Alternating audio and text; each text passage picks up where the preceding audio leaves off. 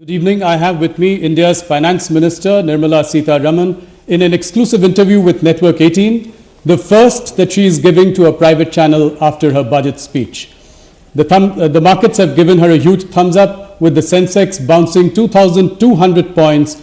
It is the highest bounce in absolute terms ever, and a 5% jump is the highest in 22 years. Let's go straight to her with our questions. Nirmala ji, it has been a really, really tough year for you, but I think you have every reason to smile today. As I was saying, the Sensex has really bounced 2,200 points. Did you really expect this, and how do you feel? No, I still have not even seen what kind of reactions are coming up, because after the presenting of the budget, I'm moving from one to another in terms of meeting people and giving television and news media, print media interviews. So I've actually not followed what is the development either in the markets or anywhere else. I hope the intention of 2 or 3 major points which have come across in the budget is well understood and well received. And if it is being received, I'll be happy, because after all, we want the country to understand the intent of this government. It has been a tough year. You know, you've presented this budget in the backdrop of a once-in-a-century pandemic, and also with a highly aggressive neighbor, external aggression from China. What were you really thinking about when you were framing this budget?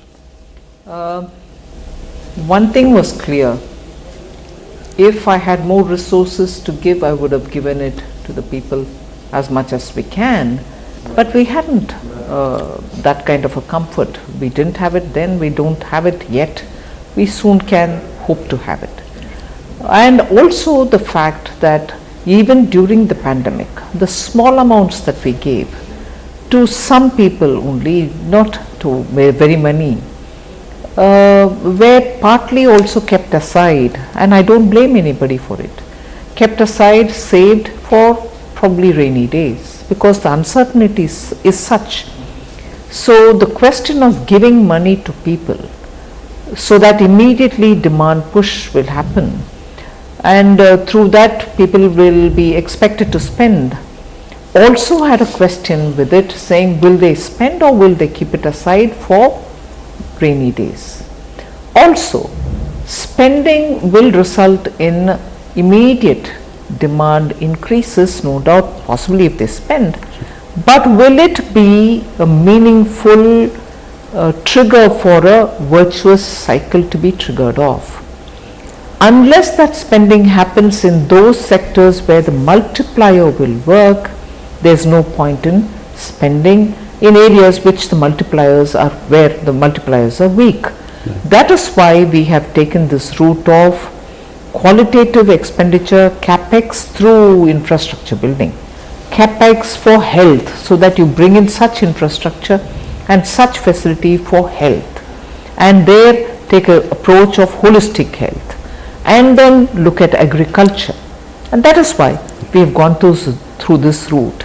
So that is one side of the story, and the other, I certainly didn't want to fund this whole operation through taxation.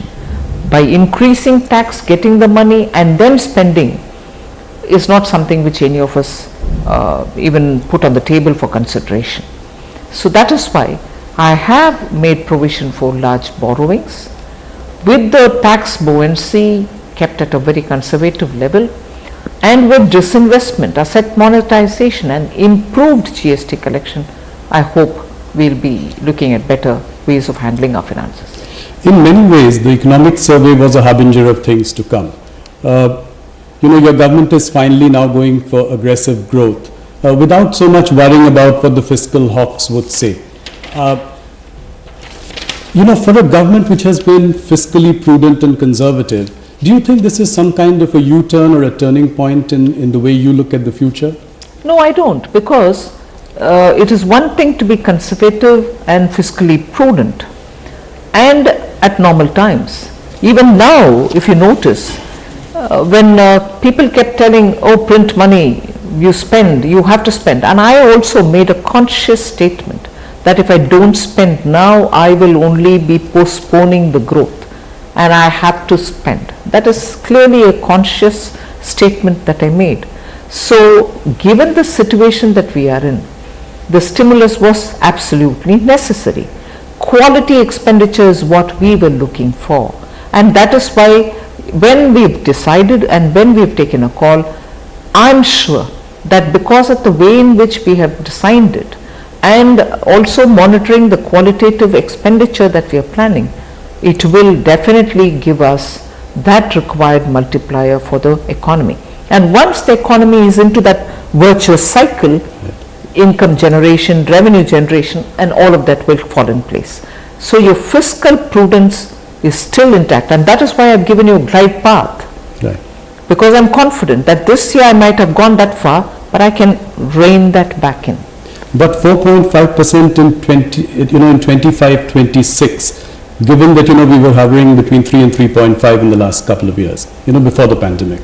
That's true, but the pandemic and its impact is something which we'll have to keep in mind for the duration it is going to take for it to come back to that kind of a buoyancy, for that level of growth.